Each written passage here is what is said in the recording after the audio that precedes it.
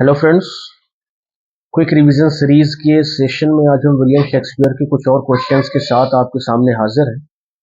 आज हम William Shakespeare के कुछ और महत्वपूर्ण क्वेश्चंस की बात करेंगे और जहां ज़रूरत होगी वहां पर एक्सप्लेन भी करते चलेंगे। आपसे उम्मीद है कि आप इस वीडियो को पूरा देखेंगे और आखिर तक देखेंगे ताकि आपकी तैयारी जो है वो अच्छी हो सके।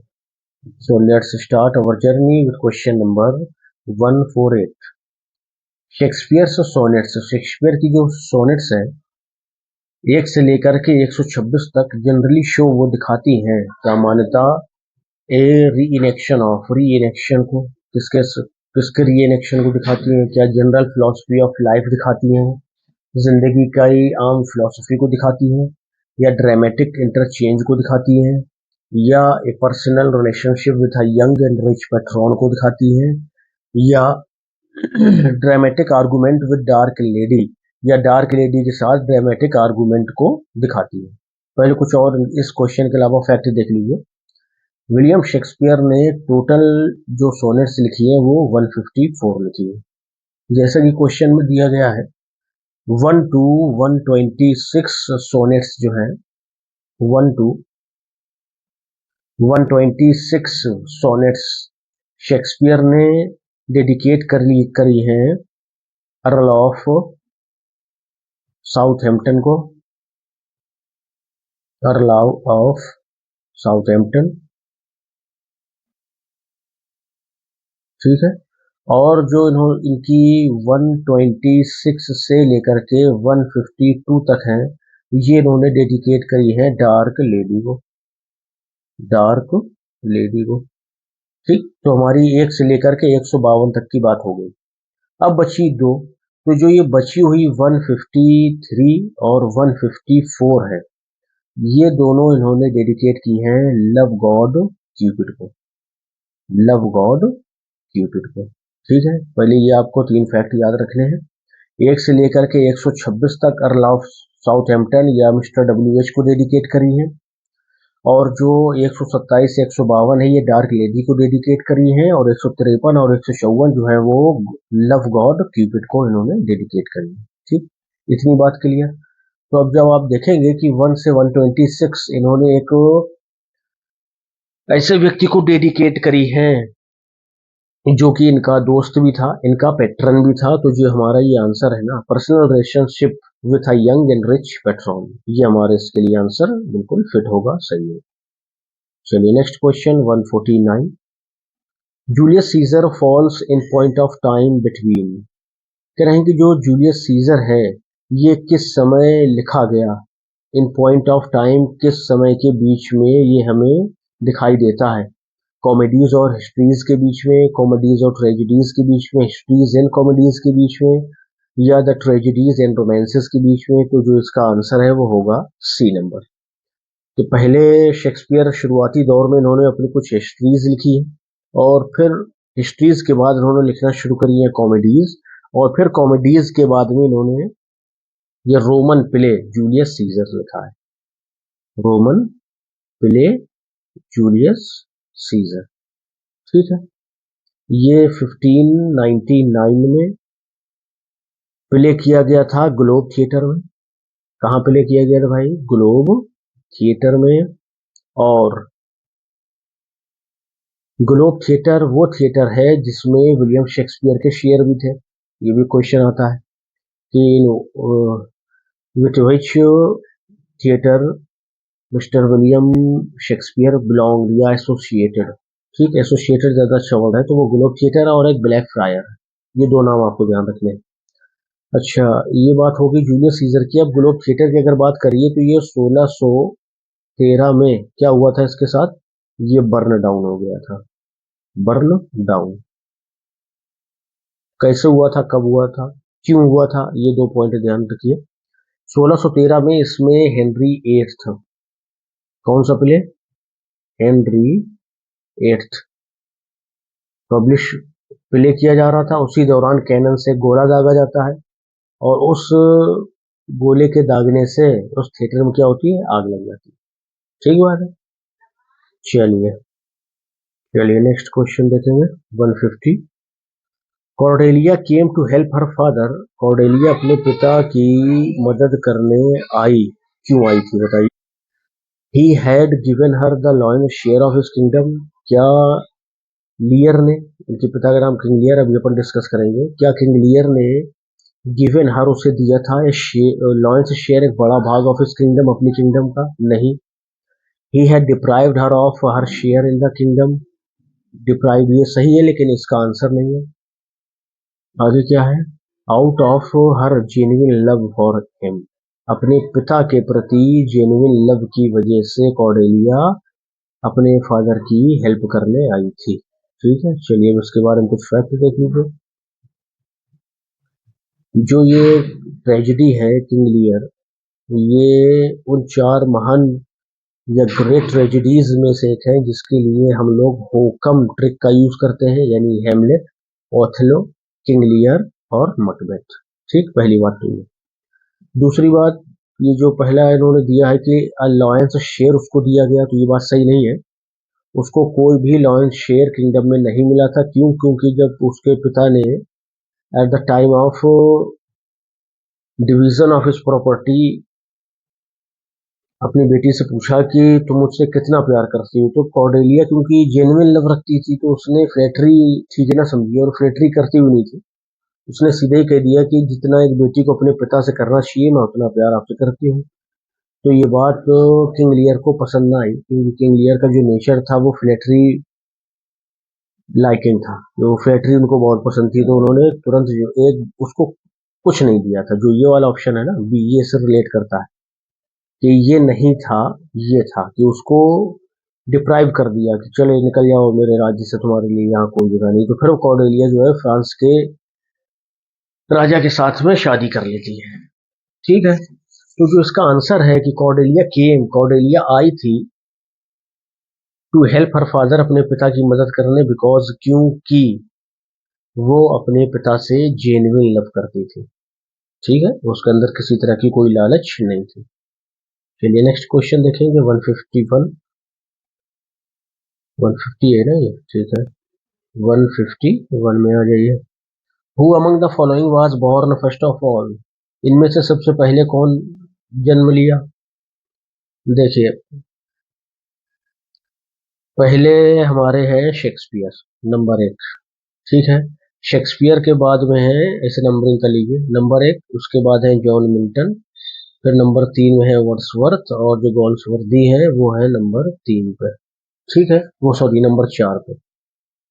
ठीक, तो ये चारों जो है वो आपके यूपी टीजीटी के राइटर्स हैं, भी से क्वेश्चन पूछे जाते हैं और बहुत तगड़े टफ क्वेश्चन पूछे जाते हैं। ठीक है, तो इन चारों ऑप्शन में से सबसे पहले विलियम शेक्सपियर का जन्म हुआ था 1564 में। फिर इसमें आ जाइए 1608, और जो हमारे वर्ड्सवर्थ हैं ये है 1770, और इनकी जो डेट ऑफ बर्थ है उसको अपन 1867। ठीक है, तो 1 नंबर ये हो गए, 2 नंबर ये हो गए, 3 ये हो गए, और 4 नंबर पे ये हो गए। ठीक है, चलिए नेक्स्ट क्वेश्चन देखेंगे। Who revised King Lear for happy ending so that Cordelia could Mary Edgar at the ending, correct, किसने रिवाइज किया है शेक्सपियर के किंग लियर को एक हैप्पी एंडिंग देने के लिए, ताकि जो कॉर्डेलिया है वो एडगर से शादी कर ले। तो कौन है वो, नाहम टेट है। ठीक है, रिवाइज का मतलब उन्होंने नए सिरे से लिखा है किंग लियर को, और फिर उसमें जो है हैप्पी एंडिंग दिया, कॉर्डेलिया की शादी एडगर से कराई, Nahum Tate. Next question 153, who wrote lilies that fester smell far worse than weeds, ये आपको लिलीज फेस्टर स्मेल, ये आप अगर पढ़ेंगे तो ऐसा लगेगा जैसे वर्ड्सवर्थ ने लिखा है, क्योंकि पोएट ऑफ नेचर है, अक्सर नेचर से रिलेटेड जो भी ऑब्जेक्ट्स हैं वो उनकी पोएट्री में मिलते हैं, लेकिन ये लाइंस जो है वो विलियम शेक्सपियर ने कही। चलिए क्वेश्चन नेक्स्ट देखते हैं। In which Shakespearean play does Curan appear, देखिए के से क्या, का से कूरन है, का से किंग लियर है, तो कूरन जो है वो किंग लियर का कैरेक्टर है। ठीक है, कूरन किंग लियर, का से आप दोनों को ध्यान रख सकते हैं आसानी से, इतनी कोई ज्यादा दिक्कत होने वाली नहीं है। क्वेश्चन जो है कभी कभी इस तरह से रिलेट करके भी अपन इनको याद रख सकते हैं। ठीक है, चलिए अब क्वेश्चन नंबर बात करेंगे 155 की। क्वेश्चन नंबर 155 आप देखेंगे तो क्वेश्चन नंबर 155 है, which of the following flowers does the mad Ophelia not give away. किस फूल को मैडोफेलिया ने गिव अवे नहीं किया था या नहीं दिया था, तो वायलेट। ठीक है, चलिए नेक्स्ट क्वेश्चन देखेंगे। क्वेश्चन नंबर 156 यही है इसका answer. Who names the historical place of Shakespeare a mirror of Kings. किसने शेक्सपियर के शेक्सपियर के हिस्टोरिकल प्लेस को मिरर ऑफ किंग्स कहा है? तो मिरर ऑफ किंग्स कहने वाले जो शख्स है वो है शेनेगल। शेनेगल ने विलियम शेक्सपियर के हिस्ट्री प्लेस को मिरर ऑफ किंग्स कहा है। चलिए नेक्स्ट क्वेश्चन 157। शेक्सपियर शेक्सपियर के हिस्टोरिकल प्लेस जो है stretch over a period of 350 years, करीब 350 सालों के पीरियड में फैले हुए हैं। ऑफ इंग्लिश हिस्ट्री के फ्रॉम, वो सन कौन सा है? देखिएगा, तो जो ये पहला वाला ऑप्शन हमारा 1200 से लेकर के 1550 तक, ये वाला वो सन है कि जिसमें हिस्ट्री प्लेस शेक्सपियर के इनको कवर करते हैं। ठीक है, चलिए नेक्स्ट क्वेश्चन देखेंगे 158। इन 1726 the lawyer, poet and pantomime deviser Lewis Theobald published a scathing pamphlet called। Lawyer भी है, पोएट भी है और डिवाइजर भी है, लेविस थियोबाल्ड, ये सभी कुछ है ये तीनों। पब्लिश्ड अ स्कैथिंग पम्फलेट कॉल्ड, इन्होंने एक पम्फलेट पब्लिश किया था। किस नाम से पब्लिश किया था? तो वो था शेक्सपियर रीस्टोर्ड। ठीक है, क्वेश्चन नंबर 158 का आंसर है शेक्सपियर रीस्टोर्ड। नेक्स्ट क्वेश्चन देखिए, who is the most frequently coated writer in the Oxford dictionary of quotations. करें ऑक्सफोर्ड डिक्शनरी ऑफ कोटेशंस में frequently coated, most frequently coated writer कौन है? सबसे ज्यादा किस राइटर को कोट किया गया है? तो वो है विलियम शेक्सपियर। बड़ी बात है, ये एक जानी मानी दुनिया की डिक्शनरी है इंग्लिश में, उसमें सबसे ज्यादा कोट किए जाने वाले जो राइटर है वो विलियम शेक्सपियर है। चलिए क्वेश्चन नंबर 160 देखिए, Shakespeare in Ben Jonson's Every man in his humour and. तो शेक्सपियर ने बेन जॉनसन के Every man in his Humour में एक एक्ट किया है, यानी उन्होंने अभिनय किया है। एक और कौन सा प्ले है जिसमें उन्होंने अभिनय किया है? तो हमारा आंसर है सेजनस हिज फॉल। ठीक है, तो दोनों पे लिए ध्यान रखिए, every man in his humour and Sejanus his fall, दोनों में शेक्सपियर ने छोटा छोटा एक रोल किया। चलिए नेक्स्ट क्वेश्चन देखेंगे। The London public playhouses were repeatedly closed during extended outbreaks of the plague for a total of over 60 months. Closure between, करेंगे जो लंदन के पब्लिक प्ले हाउसेस थे, थिएटर जो थे, वो रिपीटेडली क्लोज्ड, बार बार बंद हो रहे थे।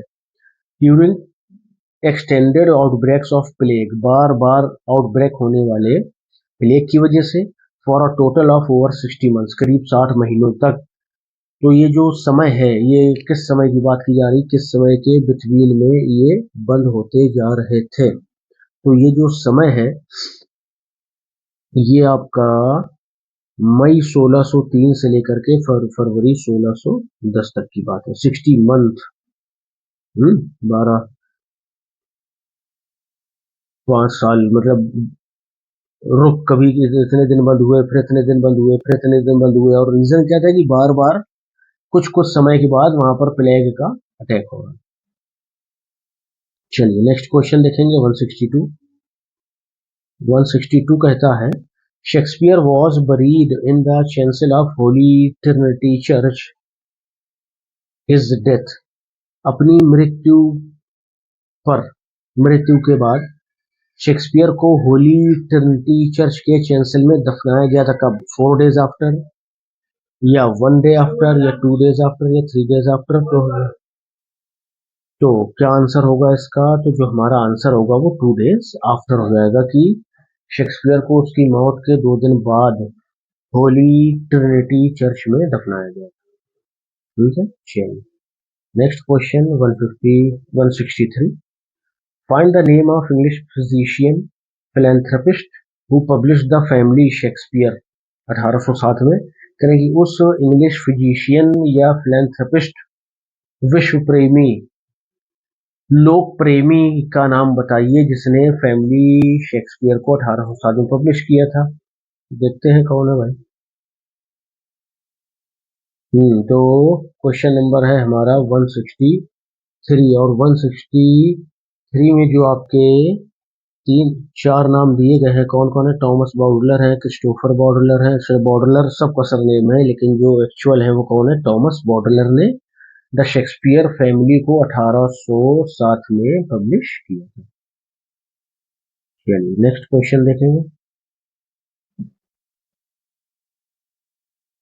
The history of Cardenio often referred to as merely Cardenio. करेंगे द हिस्ट्री ऑफ कार्डेनियो नाम का जो प्ले है उसे ज्यादातर कार्डेनियो के नाम से ही रेफर किया जाता है। इज अ लॉस्ट प्ले, ये एक खोया हुआ प्ले यानी जो नहीं मिला और वो छपा भी नहीं आज तक। Attributed to William Shakespeare and John Fletcher. John Fletcher और विलियम शेक्सपियर को एट्रीब्यूट किया जाता है कार्डेनियो, जो कि एक लॉस्ट प्ले है। नेक्स्ट क्वेश्चन देखिए। Which is the Shakespeare's famous romantic tragedy of sexually charged innocence love and death. Shakespeare की कौन सी ट्रेजेडी है जो फेमस है किस लिए, सेक्सुअली चार्ज्ड एडोलेसेंस के लिए, लव प्रेम के लिए, डेथ और मृत्यु के लिए। तो none other than Romeo and Juliet.